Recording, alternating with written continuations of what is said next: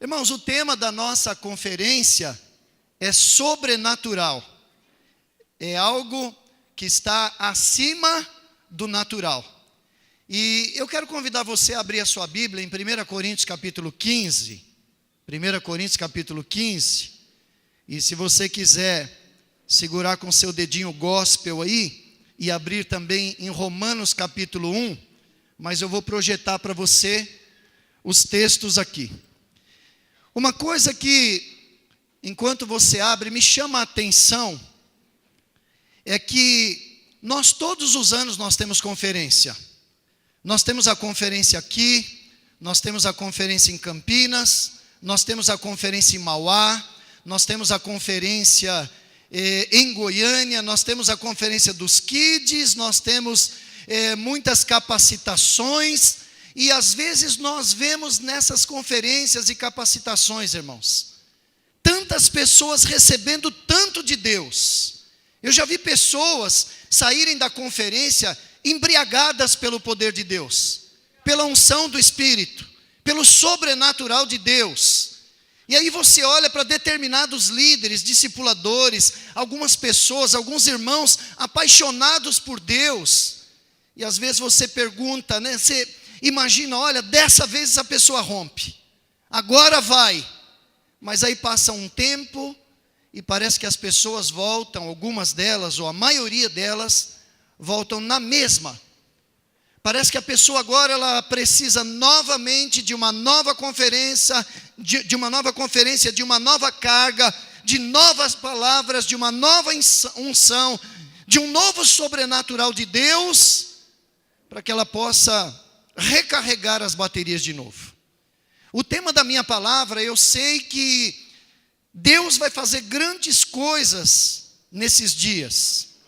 Só que eu gostaria, irmãos, de trazer uma palavra em oração. Eu sei que a partir de amanhã e dos homens de Deus que vão ministrar, você vai receber muito do sobrenatural de Deus. Mas eu em oração, eu gostaria de te preparar para o sobrenatural de Deus.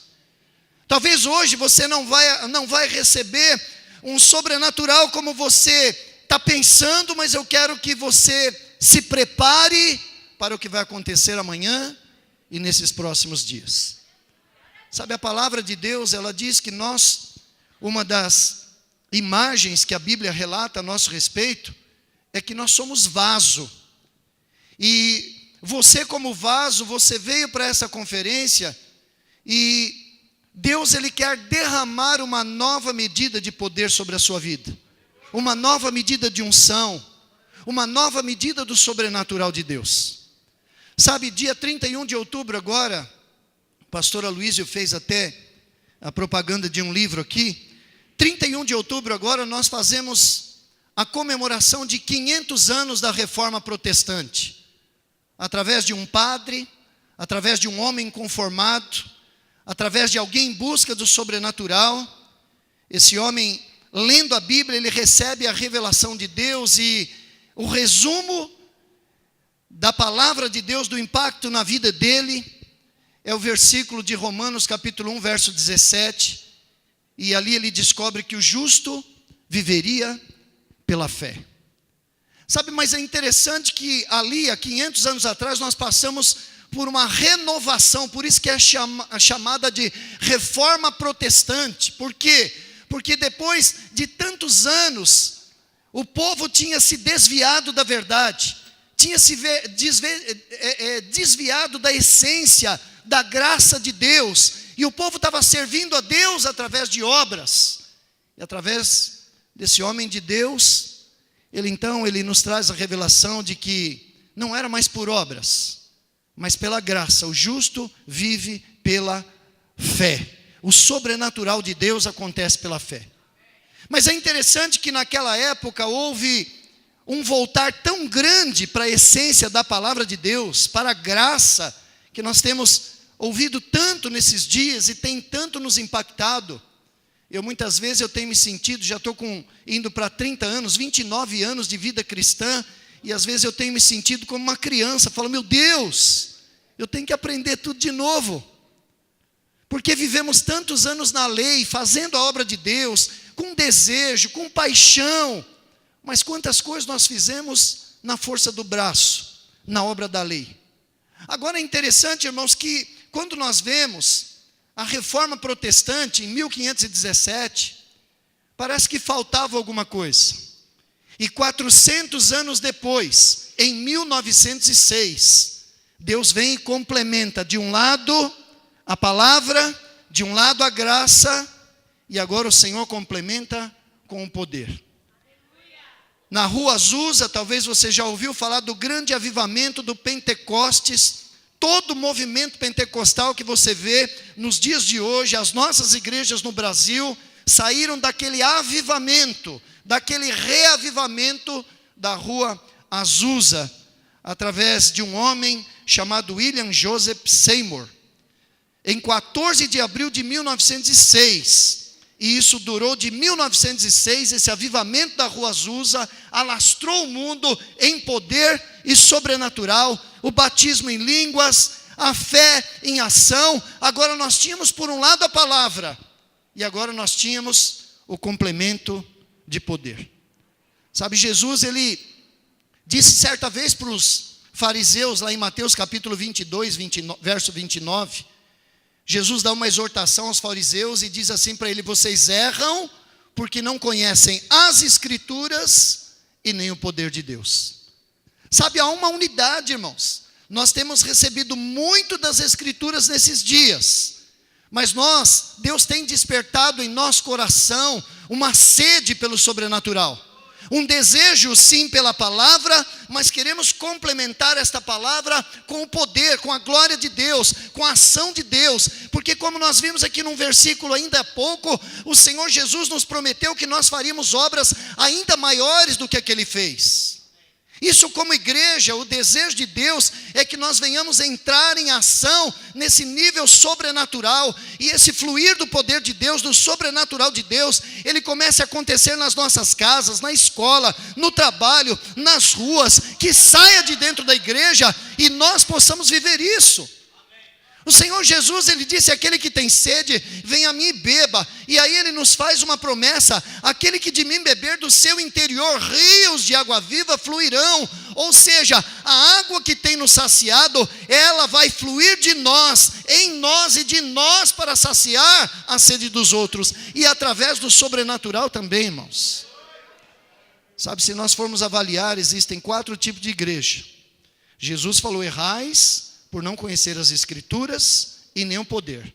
Diga para a pessoa que está do teu lado: Escritura e poder. Diga mais alto: palavra e poder.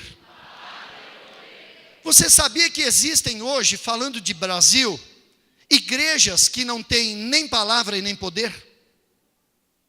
Você sabia que existem igrejas que têm uma boa palavra, mas não têm poder?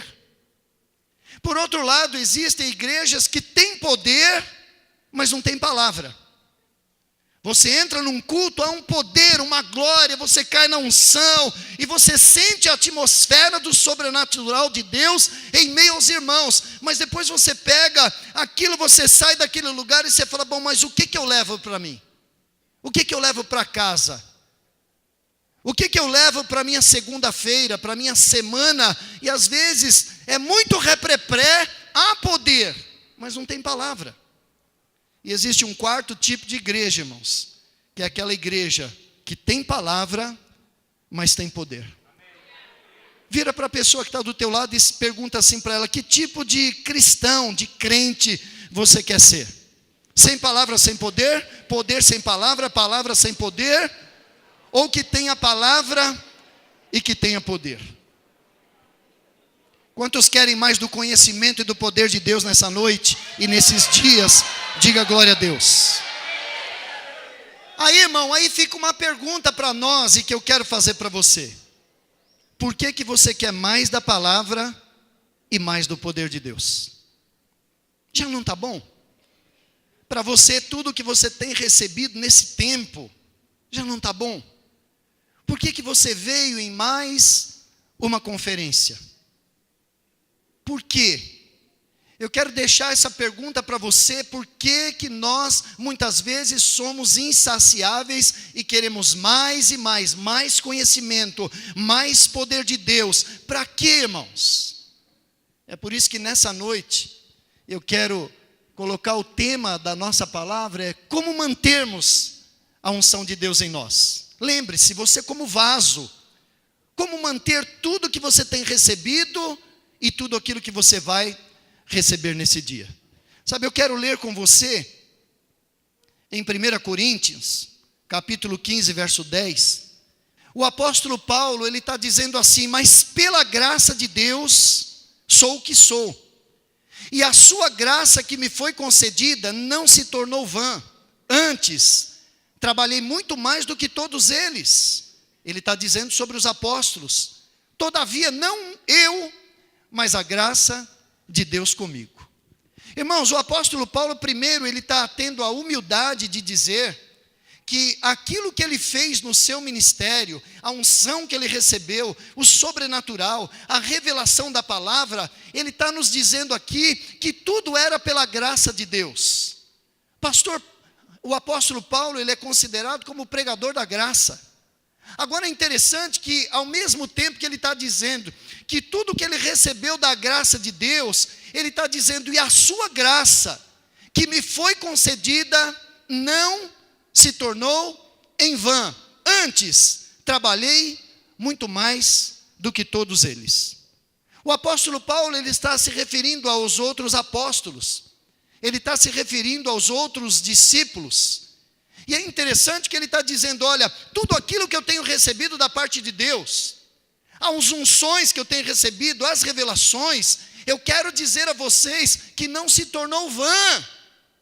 E ele está dizendo: e olha, por que não se tornou vã? Porque eu trabalhei muito mais do que todos eles. Então, diga à pessoa que está do teu lado: toda unção sobrenatural que você vai receber nesses dias é para um propósito. Diga assim: é para uma missão. Diga para ele: é para o cumprimento de um propósito na tua vida. Sabe, irmãos, hoje nós temos falado tanto sobre a graça, e alguns têm abusado da graça.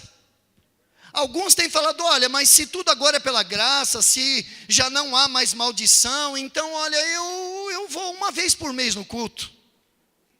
Eu não vou dizimar mais, porque eu tinha o maior medo de ser amaldiçoado. Eu dei o dízimo tantos anos, porque eu ouvia dizer com maldição, sois amaldiçoado, vós a nação toda. Então eu dizimava, porque eu tinha medo de ser amaldiçoado. Eu tinha medo do devorador sobre a minha vida, pastor. Sabe, irmãos, eu tenho um irmão que ele se tornou discipulador nosso, e recentemente, quando veio para Campinas comigo, nós estávamos começando o trabalho e ele não estava mais como discipulador. E nessa nova empreitada em Campinas, nessa nova caminhada, ele demorou um bom tempo para começar a fluir. E deu uma desanimada. E é interessante que um dia eu estava conversando com ele, ele já havia parado. Foi uma pessoa que andou comigo 8 anos praticamente. E sempre foi uma pessoa muito fiel. E em se tratando de dízimos e oferta, uma pessoa fiel e generosa. Mas é interessante que depois que ele começou a ouvir sobre a graça, passou um tempo, ele parou de dizimar. Passou 1 mês, 2 meses, dizimou, depois parou mais 1 mês, 2 meses, 3 meses, e um dia conversando com ele, sabe o que ele me disse? Ele falou: olha, pastor, o senhor deve ter percebido que eu não tenho dizimado, né? E eu imagino, tenho, claro, e como sei, irmão? E não era um dízimo baixo, não, do irmão. Ele pegou e virou para mim e disse assim, para mim, ele falou assim: pastor Alessandro, pastor, se não fosse a graça, eu estaria mal. O que ele quis dizer com isso, irmãos? Ele quis dizer o seguinte: olha, antes eu dizimava porque era como se fosse uma regra para a minha vida. Mas agora, como há liberdade, nós estamos na graça, e a graça está escancarada, ele estava muito em paz em não dizimar, ele entendeu a graça errada. Agora era para ele entender tudo aquilo que Jesus fez pela vida dele, parar de dar por lei e começar a dar por amor.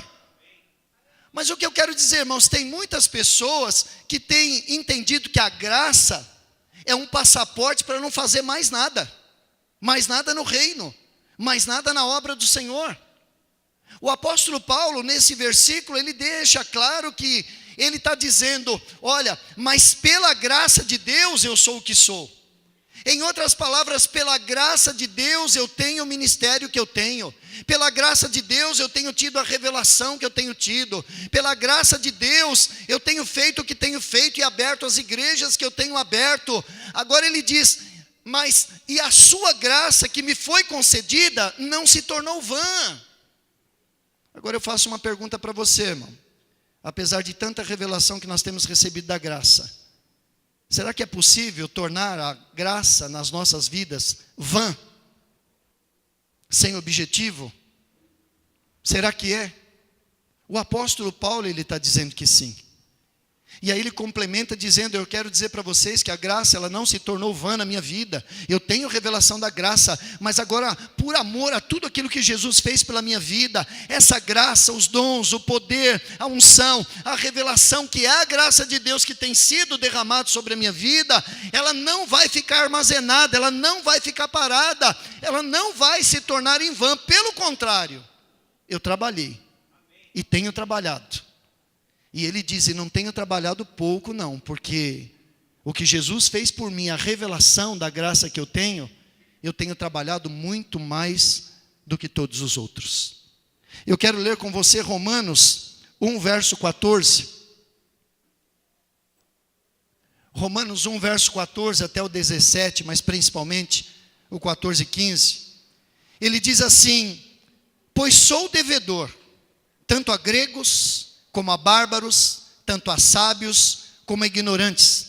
Por isso, quanto está em mim, estou pronto a anunciar o evangelho também a vós outros em Roma.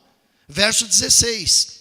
Pois não me envergonho do evangelho, porque é o poder de Deus para a salvação de todo aquele que crê, primeiro do judeu e também do grego. Visto que a justiça de Deus se revela no evangelho. Você pode dizer glória a Deus?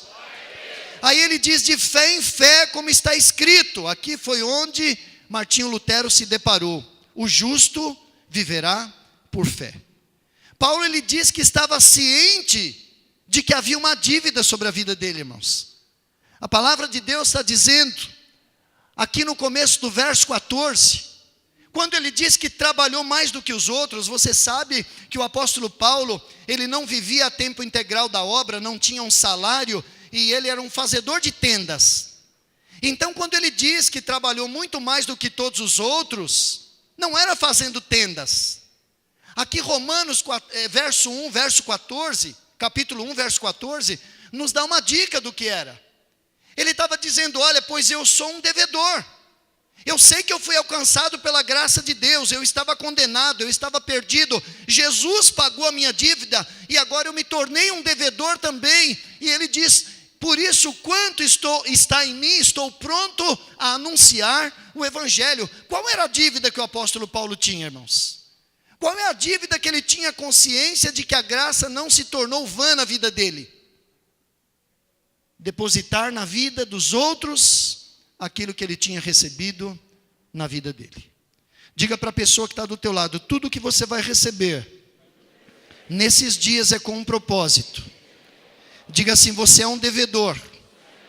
Por isso você vai receber uma nova medida de unção e de glória sobre a sua vida, para que através dessa unção, desse sobrenatural, dessa graça de Deus, você pague a sua dívida. Preste atenção, irmão. Se você só guardar isso de tudo que eu vou falar para vocês, já falei, preste atenção. Tudo que você vai receber neste final de semana do sobrenatural de Deus, cada palavra, cada toque do Espírito, cada quebrantamento, cada revelação, é para um propósito. Qual é o propósito? Pagar a sua dívida. Nós estamos na graça, é verdade, mas a graça não pode se tornar vã sobre a minha vida e sobre a sua vida, filho. A graça, na verdade, é só uma capacitação sobre a minha vida e a sua vida, para que nós possamos cumprir a missão, para que nós possamos multiplicar o nosso talento. O Senhor tem derramado sobre a minha vida, tem derramado muito sobre a sua vida. Agora isso é para um propósito. Aí eu disse para você, né? Como mantermos a unção de Deus em nós? Como mantermos aquilo que já está em nós? Como mantermos aquilo que vamos receber? Por que uma pessoa, ela recebe tanto na conferência, uma semana, 15 dias, um mês, 3 meses depois, parece que ela está vazia de novo? Eu quero te dar alguns princípios para você guardar no seu coração nessa noite. Como manter a unção, querido? Primeiro, derramando-se em outras vasilhas continuamente. Como que o apóstolo Paulo mantinha aquela unção, aquele poder? Como?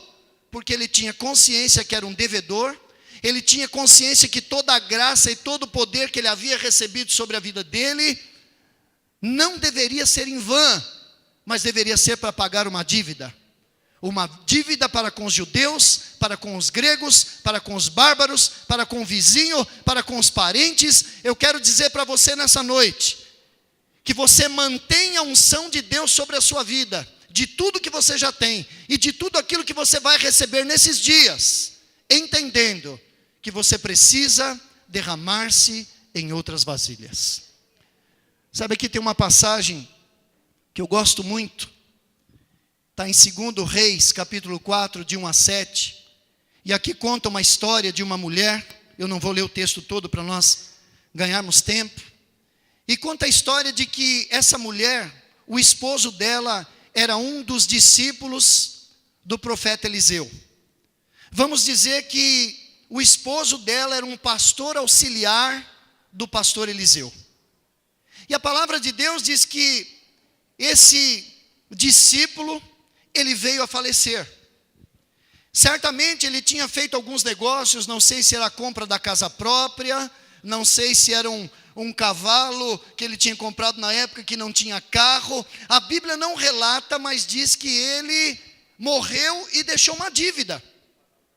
E naquela época, a dívida, se você não tivesse como pagar, era um padrão pagar a dívida com filhos. O filho, ele teria que assumir a dívida trabalhando para aquele credor.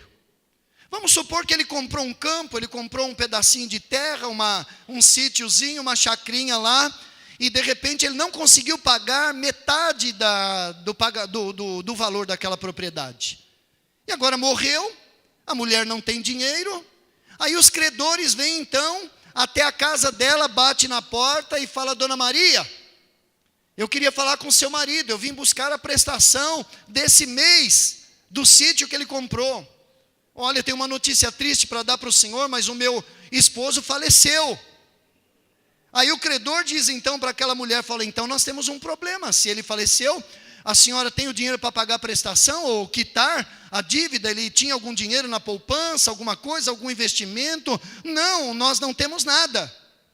Aí ele diz então: olha, pelo tamanho da dívida, eu não vou levar um filho só da senhora não, eu preciso dos 2 pelo menos, ou dos filhos que a senhora tiver. Manda os seus filhos se arrumar, e eles vão comigo, eu vou somar a dívida, e o valor da dívida serão os anos que os teus filhos terão que trabalhar de escravos para mim. Olha a situação dessa mulher. A mulher ficou viúva, tem uma dívida, e agora vai perder os filhos, por anos trabalhando de escravo para aquele credor. O que ela faz? Eu vou procurar o pastor Alessandro. Meu marido era pastor auxiliar, trabalhava a tempo integral na igreja, e agora meu marido comprou um carro, tem que pagar as prestações. Falei para ele não comprar uma Ferrari, que era muito para nós, né? A dívida não é barata. E aí, amados, a palavra de Deus diz que ela vai procurar quem? O pastor Eliseu. E aí conta para Eliseu toda a situação. Aí Eliseu, lá no verso 2, Eliseu lhe perguntou: que hei de fazer por você? Em outras palavras, e eu, Kiko, o que eu tenho a ver com isso? É a tradução de Kiko. Ele fala, o que eu tenho a ver, filha? Mandei ele comprar o carro, nem sabia que ele tinha comprado o carro. Está vendo aqui a situação que está, nós pagando aí as reformas, ele vai me comprar um carro nessa época, mas enfim. Aí ele vira para ela e diz assim, olha, o que você tem em casa? Vamos pensar, deve ter uma estratégia, deve ter algum cavalo lá para vender, deve ter alguma coisa. E aí, essa mulher responde, ela responde assim, a tua serva não tem nada em casa, vírgula, senão uma botija de azeite. Em outras palavras, ela está dizendo, olha, eu não tenho nada, eu só tenho uma botijinha de azeite. Por quê? Porque ela estava considerando que a única coisa que ela tinha, aquilo não tinha valor nenhum, não dá para pagar a dívida. Sabe, irmãos, por que muitas pessoas, as pessoas não se envolvem com o reino de Deus, não se envolvem para estar pagando, se derramando em outras vasilhas, porque às vezes as pessoas acham que aquilo que elas têm não é nada. É um pouquinho de azeite. Pastor Paulinho, sabe por que eu vim na conferência? Porque eu preciso mais de azeite. Eu preciso encher, olha, o que eu tenho na minha vida não dá para, de repente, adotar um novo convertido, eu não sei evangelizar na minha escola, eu não sei fazer nada na célula, eu não tenho condições nem de fazer o quebra-gelo. Pois é, interessante, irmãos, mas foi exatamente isso que essa mulher disse. Eu não tenho nada. Na cabeça dela, aquele nada, para ela, não servia para nada. Mas aí veio a palavra profética. Aí entra o sobrenatural. O profeta diz para ela, então disse ele, vai, pede emprestadas vasilhas a todos os teus vizinhos, vasilhas vazias, e não poucas, ou seja, o máximo que você puder. Então entra e fecha a porta sobre ti, sobre os teus filhos, e deita o teu azeite em todas aquelas vasilhas, põe à parte a que estiver cheia. A palavra de Deus aqui, irmãos, diz que essa mulher recebeu uma ordem, pega um pouquinho de azeite que você tem em casa então. Você vai lá nos seus vizinhos e pede baldes para ele. Vamos contextualizar, vasilhas, pede balde para a tua vizinha, e não poucos. Sai na vizinhança toda, pede para os seus filhos, bate nas portas do vizinho, fala, olha, tem um balde aí para emprestar, de 10 litros, de 5, de 15, de 20. Essa é a orientação do profeta. Vai lá e traz para dentro da tua casa, e quando tiver vários baldes dentro da tua casa, você fecha a porta, pega o pouquinho do azeite que você tem e derrama nos baldes. Irmãos, a dia de hoje, o incrédulo diria assim, está me tirando? Tem lógica. No natural tem lógica, irmãos. Uma garrafa de água para encher 10, 20, 30, 50, a Bíblia não relata quantos baldes, mas ele deixou claro, dizendo o seguinte, ó, vai, pede emprestadas vasilhas a todos os teus vizinhos, vasilhas vazias, e ele diz, olha agora, e não poucas, o máximo que você puder. Mas é interessante, irmãos, que ela não questionou. Ela sabe, ela só tem uma garrafa de azeite, é loucura a ordem do profeta. Sabe, você nesses dias vai receber muitas palavras de profetas, Eliseus neste lugar, e a forma que você vai receber essas palavras é que vai trazer a multiplicação ou não na tua vida. De repente você vai receber palavras nesses dias de que você vai ser um pastor, que você vai se tornar um líder de célula, que você vai multiplicar, que você vai ser pai de multidões. Amado, aí você olha para a sua vasilha e para o seu pouco azeite, porque você é este vaso, aí você vai se olhar sem condições, mas ela olha para o azeite e ela não fica focada no natural, no azeite, ela vai para o sobrenatural. E qual que era o sobrenatural? Era a palavra do profeta, pega vasilhas, entra na tua casa e deita o teu azeite. A palavra de Deus diz que, verso 5, partiu pois dele, nós estamos no 3, verso 5, partiu pois dele e fechou a porta sobre si e sobre os seus filhos. Estes, ela já tinha pego as vasilhas e estes lhe chegavam as vasilhas, e elas enchia. Cheias as vasilhas, disse ela a um dos filhos: chega-me aqui mais uma vasilha. Mas ele respondeu: não há mais vasilha nenhuma, mamãe. E o azeite parou. Então foi ela e fez saber ao homem de Deus, e ele disse: vai, vende o azeite e paga a tua, pois sou devedor, tanto a gregos, bárbaros, judeus. Olha o que ele disse. Ele disse: vai, vende o azeite e paga a tua dívida, e tu e os teus filhos vivei do quê, irmãos? Vivei do resto. Preste atenção, a palavra de Deus diz que ela obedece, fecha a porta. Agora está cheio de baldes aqui dentro de casa, e ela pega a garrafinha de azeite dela, e ela começa então a derramar no primeiro balde. E de repente, quando ela olha, o balde está cheio. E ela olha na garrafa, a garrafa está cheia. Ela deve ter falado, não está na Bíblia, mas fala: filho, não é que deu certo? Profeta é sobrenatural, profeta é fera. Vamos tentar de novo? Vamos, mãe. Ela enche o segundo balde. Quando ela olha, a garrafa cheia, o balde cheio. Aqui o natural, lá o sobrenatural. Aí ela empolga. Ela enche outro, enche outro, enche outro, enche outro, enche outro, enche outro, enche outro, enche outro. Ela sai enchendo todos os baldes. Aleluia! Amados, a palavra de Deus diz que aí ela está tão motivada e tão empolgada, que quando ela chega aqui no final da fila, ela fala: filho, traz mais balde, traz mais balde. Aí o filho fala assim: acabou, mãe. E a Bíblia diz que no momento que acabaram os baldes, o azeite parou.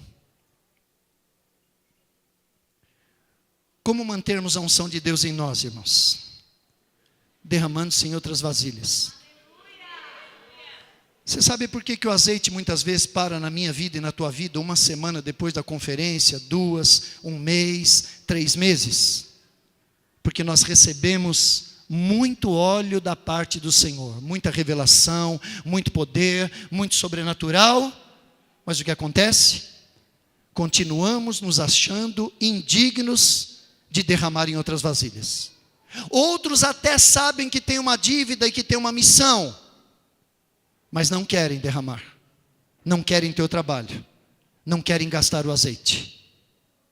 Sabe, quando ela vê todos os baldes cheios, ela fala: e agora? O que eu faço com toda esta unção? Acabou a conferência, eu não sei o que eu faço agora com tanto poder e tanta glória de Deus que eu recebi. A palavra de Deus diz que ela foi procurar o pastor, ela foi procurar o discipulador, ela foi procurar o líder de célula e dizer: pastor, eu estou cheio de Deus, o meu pote está cheio, o que eu faço com isso?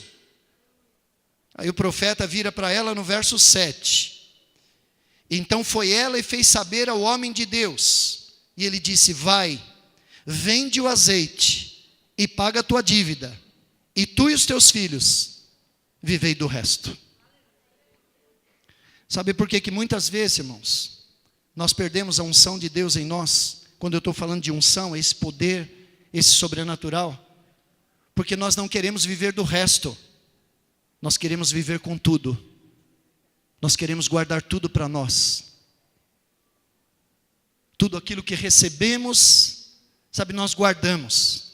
Você já viu o ditado que diz que água parada apodrece? Alguém já ouviu isso? Água parada apodrece. Você pode pegar uma água, você pode pegar um rio, você pode pegar um poço. Se aquela água ela não é renovada constantemente, você pode ter certeza que ela apodrece. Aonde que é criado o mosquito da dengue? Em água parada. Fala para a pessoa que está do teu lado que nesses dias você possa se livrar da dengue espiritual na sua vida, em nome de Jesus, irmão.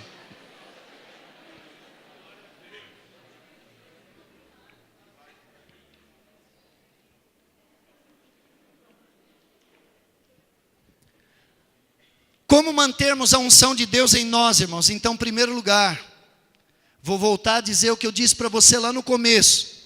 Você nesses dias vai receber uma sobrecarga de poder de Deus, de sobrenatural sobre a sua vida. Mas guarda isso, unção é para gastar, unção é para multiplicar. Quanto mais você se derrama na vida de outras pessoas pagando a tua dívida, mais você recebe da parte de Deus.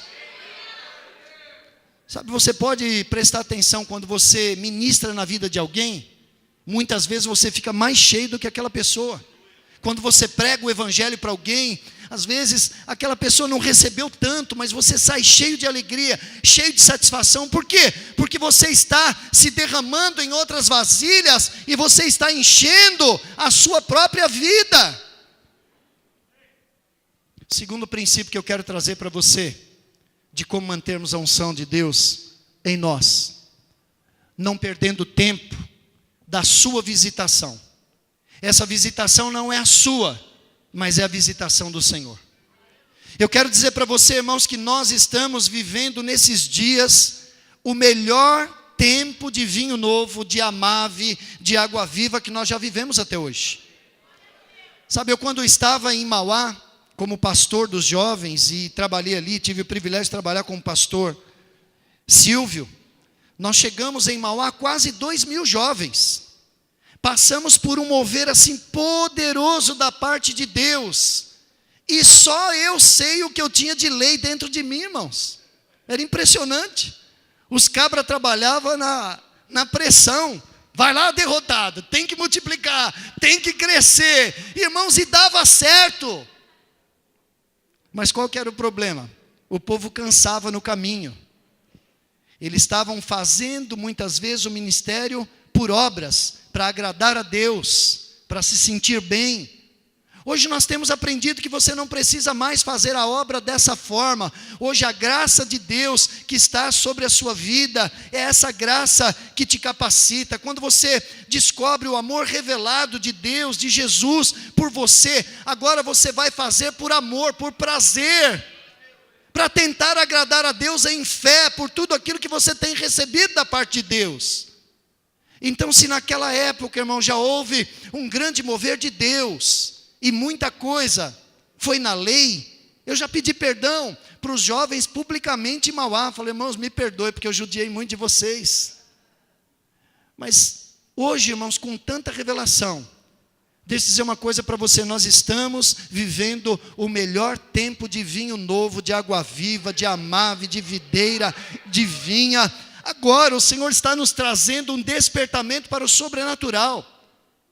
Juntarmos a graça, a palavra e o poder de Deus, irmão, você vai ver o que vai acontecer nos próximos 7 anos. Nós recebemos uma palavra profética em São Paulo, através do pastor Giles, que vai ministrar aqui, que os próximos 7 anos serão anos de crescimento que nós não vivemos até aqui ainda. Receba isso na sua vida. Entenda que você faz parte desse mover. Agora, irmãos, nós podemos perder a unção de Deus, esse mover de Deus, esse sobrenatural de Deus, se nós não percebermos o tempo da visitação do Senhor. Sabe, a palavra de Deus diz que Jesus, quando ele chega em Jerusalém para ser crucificado, ele para num determinado lugar, talvez no Monte das Oliveiras, que de lá dá para você ver Jerusalém, e a palavra de Deus diz que ali Jesus chora. Jesus chora e lamenta e diz assim: Jerusalém, Jerusalém, se você soubesse o pouco que te falta para que você encontre a paz. Jesus estava lamentando porque sabia que a partir do momento que Jesus entrasse em Jerusalém, ele seria crucificado. E Jesus, ele continua dizendo, ele diz assim: porque vocês não reconheceram o tempo da visitação de vocês, chegarão dias aonde não sobrará pedra sobre ti. Jesus, ao chegar em Jerusalém, ele lamenta e fala que o lamento dele é porque eles não estavam tendo percepção da visitação do Senhor, o próprio Deus encarnado entrando em Jerusalém, a salvação. João capítulo 1, verso 12, diz que ele veio para os seus, mas os seus não o receberam. Mas todos quanto o receberam, deu-lhes o poder de serem feitos filhos de Deus. Irmãos, hoje nós temos um privilégio que era para os judeus em primeiro lugar, em primeira instância, e eles não tiveram a percepção da visitação do Senhor, e o mover passou sobre eles. Sabe aqui, continuando, 2 Reis, do verso 8 até o verso 7, falava de uma viúva que tinha uma dívida. Agora fala de uma viúva rica, na sequência. E a palavra de Deus diz aqui que certo dia passou Eliseu por Sunem, onde se achava uma mulher rica, a qual o constrangeu a comer pão. Daí todas as vezes que passava por lá, entrava para comer. Você sabe que o profeta, ele não tinha morada, ele não tinha casa, ele ia cumprindo a sua missão, cumprindo a palavra de Deus, e a palavra de Deus diz então, que ele passava ali por Sunem, e ele se hospedava na casa desta mulher, que era rica. A Bíblia não dá nome, mas diz que se hospedava ali. Aí o que aconteceu? A Bíblia diz que todas as vezes que ele passava por aquele caminho, ele então já era convidado a entrar na casa daquela mulher. Aquela mulher certamente falou assim: olha, profeta, todas as vezes que você estiver aqui na região, olha, eu gostaria, quero te constranger a dizer que eu gostaria que você se hospedasse aqui na minha casa, por favor. A palavra de Deus diz então, no verso 9, um dia ela, numa reunião com o marido, talvez no almoço, na janta, ela disse assim ao seu marido: ô bem, quero ter uma conversa com você aqui. Sabe aquele profeta Eliseu? Aquele profeta que sempre passa aqui pela nossa cidade e se hospeda aqui em casa. Olha o que ela diz: eu vejo que este que passa sempre por nós é santo homem de Deus. Eu queria te pedir uma coisa, bem, vamos fazer para ele um quartinho no andar de cima? Olha o que ela diz: façamos-lhe, pois, em cima um pequeno quarto, obra de pedreiro, e ponhamos-lhe nele uma cama, uma mesa, uma cadeira e um candeeiro. E quando ele vier à nossa casa, retirar-se-á para ali. Um dia, vindo ele para ali, retirou-se para o quarto e se deitou. Irmãos, a palavra de Deus diz que todas as vezes que ele passava por lá, ele se hospedava na casa dela. Mas essa mulher, um dia ela fala: não, é pouco, eu quero mais. Sabe, naquela época o sobrenatural de Deus, o mover de Deus, a glória de Deus, estava sobre este homem. A glória de Deus e a unção e o poder de Deus era sobre a vida de Eliseu. Quando aquele homem certamente entrava para se hospedar, para se alimentar na casa dessa mulher, certamente ela devia ter a percepção do sobrenatural de Deus. E aí, ela não contente, ela falou: olha, o senhor hoje veio, se hospedou na minha casa, mas eu queria te fazer um pedido: todas as vezes que você vier para cá, hospede-se aqui. E não contente ainda, ela combina com o marido de fazer um quarto, e agora diz: olha, a partir de agora, você não vai vir só e se hospedar aqui, não precisa nem mais avisar. Fizemos um quarto para você, tem uma cama, tem uma mesa, tem uma cadeira, tem um candeeiro. Em outras palavras, agora você é da família, você é da casa. Por que essa mulher fez isso, querido? Porque ela teve percepção do mover de Deus, que a unção de Deus e o mover de Deus estava sobre a vida daquele homem. Sabe, eu quero dizer para você que para nós não perdermos tudo aquilo que vamos receber nesses dias, eu quero dizer para você que há uma necessidade de você estar aberto ao que Deus vai fazer. Há uma necessidade de você ter paixão. Há uma necessidade de você investir alguma coisa. Há uma necessidade de você ser intenso. Há uma necessidade de você ser desesperado pelo sobrenatural e pela glória de Deus. Irmãos, Deus quer fazer grandes coisas no meio dos irmãos nesses dias. Mas preste atenção, o Senhor abençoa todos, a graça é sobre todos, mas alguns intensos, extravagantes, apaixonados, não podemos negar que recebem mais do que outros. Essa mulher foi intensa, foi extravagante e foi apaixonada. Nós vimos aqui na peça, na coreografia, aquela mulher que ela vem no meio da multidão e toca em Jesus. Jesus, ele se vira para trás e diz: quem me tocou? Os discípulos ainda dão diplomaticamente uma dura em Jesus e falam: Jesus, está me tirando? Quem te tocou? O Senhor está sendo tocado por todos os lados. Mas o que Jesus diz? Ele falou: não, alguém me tocou de uma forma diferente. Por quê? Porque de mim saiu virtude, de mim saiu poder, de mim saiu o sobrenatural. Agora é interessante que havia muitas pessoas ao redor de Jesus, mas uma pessoa tocou em Jesus.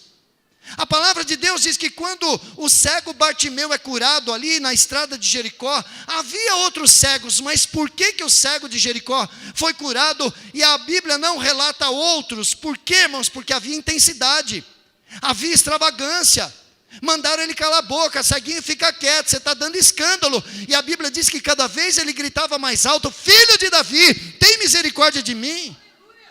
A palavra de Deus diz que certa vez Jesus está passando e um homem de pequena estatura sobe numa árvore para ver Jesus, e Jesus aponta para ele e diz: olha, ali eu estou vendo intensidade, ali eu estou vendo paixão, ali eu estou vendo extravagância, ali eu estou vendo alguém que não quer perder o meu mover. Zaqueu, desce, que hoje eu vou me hospedar na tua casa. Vira para a pessoa que está do teu lado e fala assim: que você possa ser extravagante nesses dias. Diga assim: apaixonado.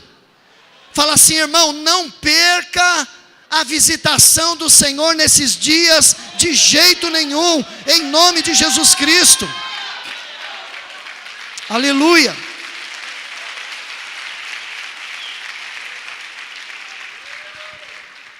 Como mantermos a unção de Deus em nós? Primeiro, entendendo que tudo aquilo que você tem recebido e vai receber nesses dias tem uma dívida a ser paga.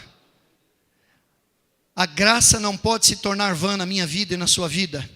Por isso precisamos trabalhar para Deus, trabalhar no descanso de Deus, mas entendendo que tudo aquilo que temos recebido é para derramar na vida de outros.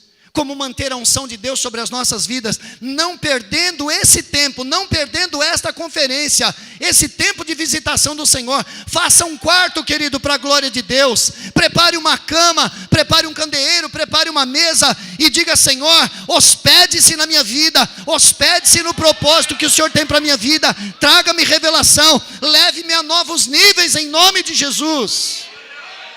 Como manter a unção de Deus? Terceiro, abrindo mão do conforto. Eita!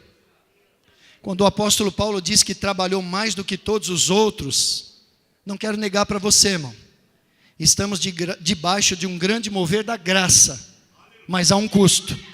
Se o apóstolo Paulo diz que havia uma dívida, é porque por trás da dívida há trabalho. Trabalho no descanso, trabalho na graça, trabalho na dependência. Ele termina aquele versículo dizendo: eu trabalhei mais do que todos, não eu, mas a graça comigo. Há uma unidade. A graça é uma pessoa, a graça é o próprio Jesus Cristo. Ele diz: olha, havia uma dívida, eu paguei essa dívida, mas não sozinho. Eu fiz a minha parte, mas o Espírito de Deus fez a minha. Sabe, nesses dias de falar de graça, tem uns versículos na Bíblia que muitas vezes não gostamos muito. Mas a palavra de Deus diz em 1 Coríntios capítulo 5, que um dia nós estaremos diante do tribunal de Cristo, para que nós possamos receber a recompensa do bem e do mal que nós fizemos através do nosso corpo. Através do nosso corpo. Através do nosso corpo. Não enroscou não. Estou repetindo para você gravar. Se é através do nosso corpo, é porque é um trabalho. Então preste atenção. Como é que nós mantemos a unção de Deus sobre as nossas vidas? Abrindo mão do conforto. Aqui eu quero ver uma passagem com você que está lá em Cantares, capítulo 5, do verso 2 ao verso 6. E aqui fala de uma noiva e do noivo. Cantares fala sobre a noiva e sobre o noivo. O noivo é Jesus, a noiva é a igreja. E no capítulo 5 a palavra de Deus diz assim, que a noiva: eu dormia, mas o meu coração velava. Aí eis a voz do meu amado que está batendo. Abre-me, minha irmã, querida minha, pomba minha, imaculada minha, porque a minha cabeça está cheia de orvalho e os meus cabelos das gotas da noite. A palavra de Deus diz que a noiva, ela foi intensa, buscou a Deus por um longo tempo e veio buscar na conferência do sobrenatural e chegou ali no sábado à tarde ou à noite e ainda não tinha acontecido tudo aquilo que a noiva esperava de receber do sobrenatural de Deus. E a Bíblia diz então que ela foi deitar, foi dar uma descansadinha. E aí o noivo chega e bate na porta. E fala, chegou o sobrenatural sobre a sua vida, amada. Aí ela diz assim, eu já despi a minha túnica, hei de vesti-la outra vez? Eu já lavei os meus pezinhos, tornarei a sujá-los? O meu amado, ele meteu a mão por uma fresta, e o meu coração se comoveu por amor dele. Nós estamos no 4, verso 5. Aí levantei-me para abrir ao meu amado, as minhas mãos destilavam mirra, e os meus dedos mirra preciosa sobre a maçaneta do ferrolho. Quando eu abri ao meu amado, mas já ele se retirara e tinha ido embora. A minha alma se derreteu quando antes ele me falou, busquei-o e não achei, chamei-o e não me respondeu. A palavra de Deus diz que essa amada era tão apaixonada pelo noivo, só que o noivo não estava correspondendo no momento dela, no cronos dela. E Deus age na minha vida, na tua vida, no Kairos, no tempo de Deus. E ela deu uma descansadinha, ela deu uma relaxada, ela deixou de ter aquela paixão, de buscar com aquela intensidade. Talvez você chegou aqui nessa conferência, nesse estado. Olha, eu até vou para a conferência, porque senão meu líder vai pegar no meu pé, mas olha, eu não estou muito motivado. É como se você estivesse com uma noiva deitada. Aí o noivo, então, ele começa a querer agir na vida da noiva. E aí ela dá desculpa. Eu já tomei banho, já coloquei meu pijaminha, agora está meio frio, vou levantar, vou colocar o meu pezinho no chão. Aí o noivo, que é gracioso, ele fala, não, eu vou de encontro a você, não tem problema. E aí diz que ele põe a mão ali no ferrolho por entre a porta, por dentro da porta, mas não abre. Está trancada, está fechada. E aí o noivo então, ele se vai. Ela se arrepende. E ela levanta. E agora quando ela pega na maçaneta da porta, ela vê a mirra, ela vê a unção, ela vê o sobrenatural, e aí ela se desespera, o que eu estou fazendo da minha vida? Eu quero esse poder, eu quero esse sobrenatural, eu quero essa unção. Ela abre a porta e sai para fora para abrir para o noivo.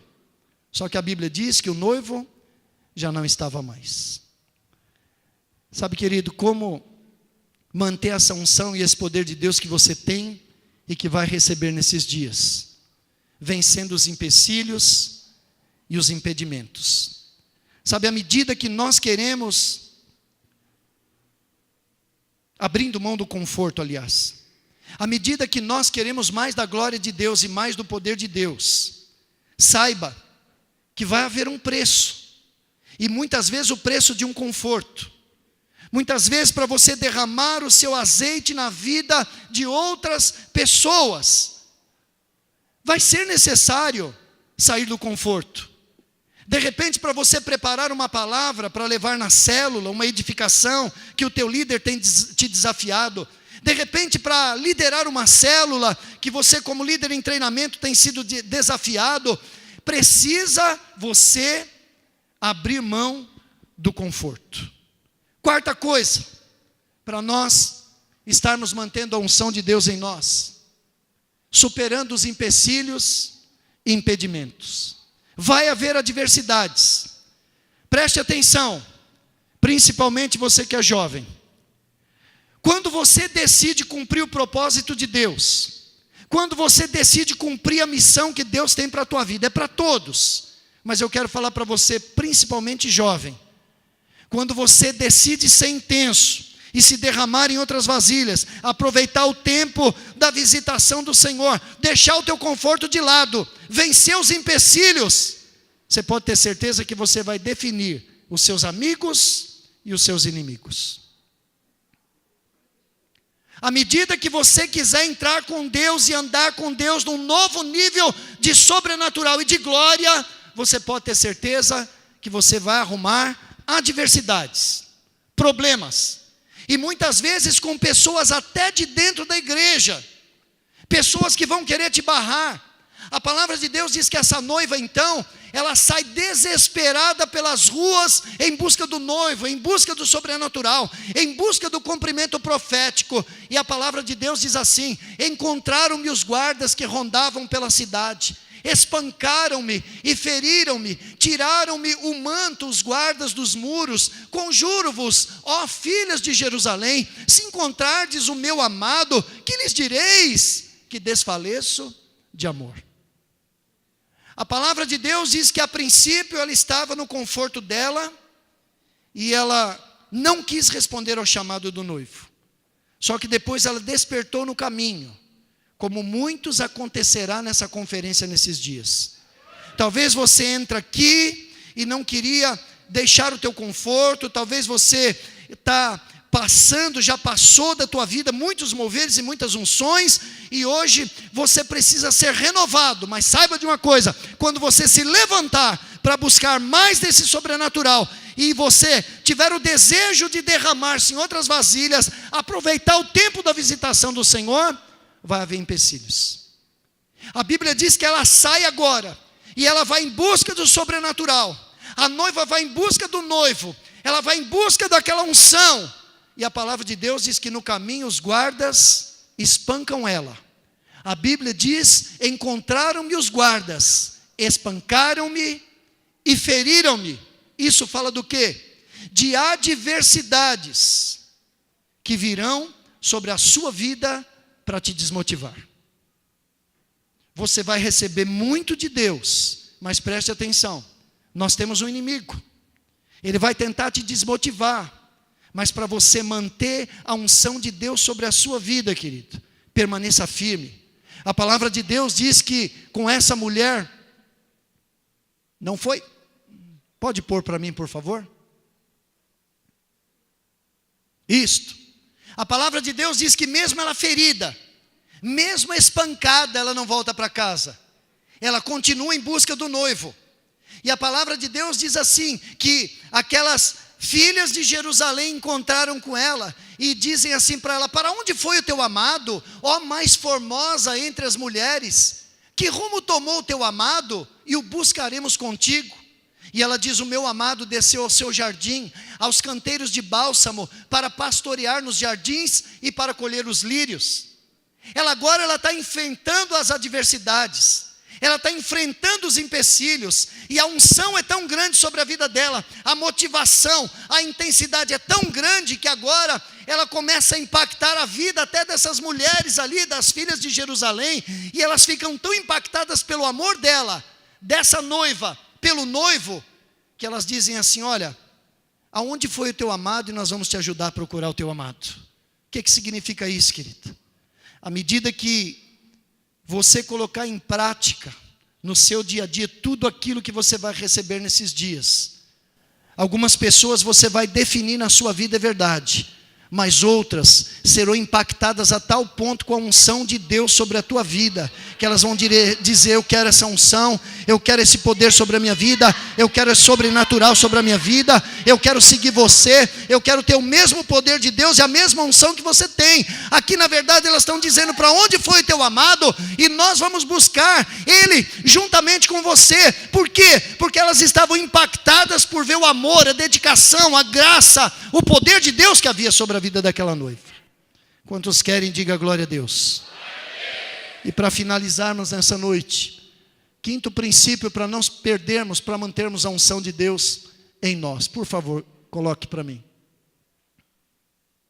Quinto princípio: estando fora de foco. Sabe, o apóstolo Paulo, ele diz em 1 Coríntios 15, verso 10, ele disse: mas pela graça sou o que sou, e a graça de Deus, ela não se tornou vã sobre a minha vida, antes trabalhei muito mais do que todos os outros. E no final do verso ele diz assim: não eu, mas a graça de Deus comigo. Sabe, irmãos, quando há alguns estudiosos dizem que quando o apóstolo Paulo diz que trabalhou muito mais do que todos os outros, ele está se referindo aos outros apóstolos, os outros 11, os outros 12, na verdade, que Paulo ele foi um apóstolo fora de tempo. Judas, ele morreu, mas foi colocado outro apóstolo no lugar dele, e eles eram em 12. O apóstolo Paulo, ele está dizendo, olha, eu trabalhei muito mais do que todos os outros, do que todos eles. E alguns estudiosos dizem que ele está dizendo que ele trabalhou muito mais do que todos os apóstolos, e esses estudiosos acrescentam juntos. Isso é poderoso demais. É como se Paulo estivesse dizendo, junta Pedro, Tiago, João e todos os outros apóstolos, e eu trabalhei mais do que todos eles. Dá um ar de soberba, dá um ar de que ele quer o holofote nele. Só que ele diz nesse versículo, não eu, no final do versículo, não eu, mas a graça de Deus comigo. Se eu trabalhei e se a fé não se tornou vã sobre a minha vida, é porque a graça de Deus estava sobre a minha vida, e com a graça de Deus, eu fiz o que fiz, não eu, mas a graça de Deus comigo.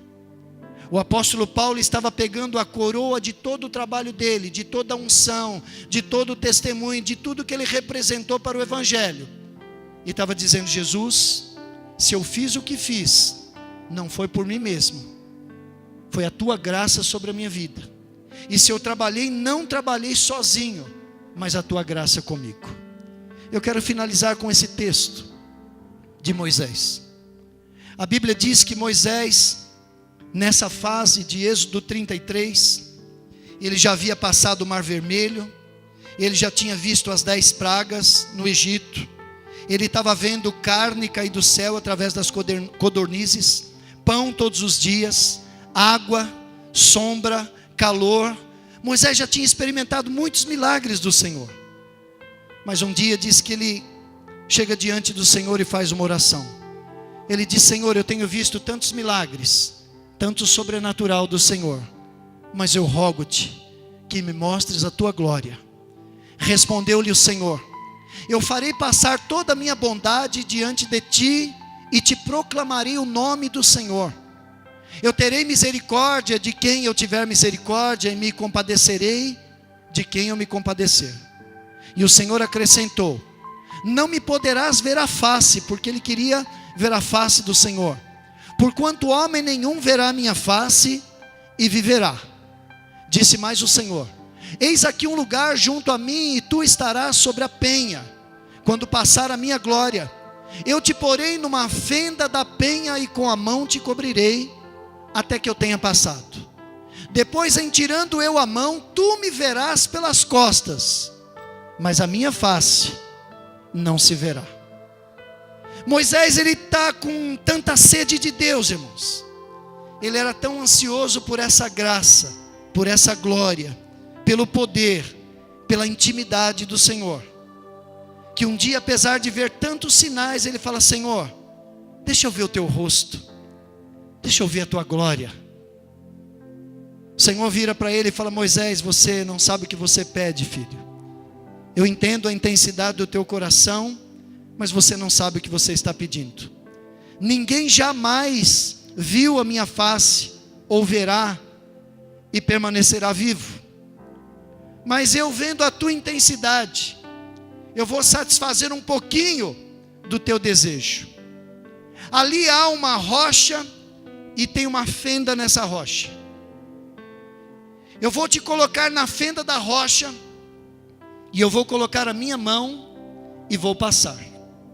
Quando eu passar, eu tirarei a mão, e você não me verá a face, mas vou te dar o privilégio de ver a sombra, de me ver pelas costas. A palavra de Deus diz que Deus então passa, e quando o Senhor tira a mão, e já havia passado, Moisés vê um sinal da glória de Deus encarnada. O que aponta para nós essa passagem, irmãos? Aponta que o Senhor tem para esta igreja, para estes pastores, para esses discipuladores, e eu repito a profecia para esses próximos 7 anos, uma unção e um sobrenatural sobre a vida dos irmãos, que vocês nem imaginam. Eu declaro para você, em nome de Jesus Cristo, que tudo aquilo que os irmãos já viveram até aqui, o que nós vivemos, é uma sombra de tudo aquilo que Deus vai fazer nos próximos 7 anos.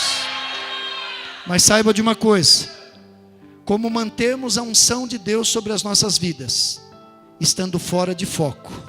Não nós, não o pastor Alessandro, não a pastora Roberta, não os pastores e pastoras dessa igreja, não os discipuladores, não os líderes em treinamento, não as irmãs que trabalham com crianças, mas a graça do Senhor sobre a vida dos irmãos.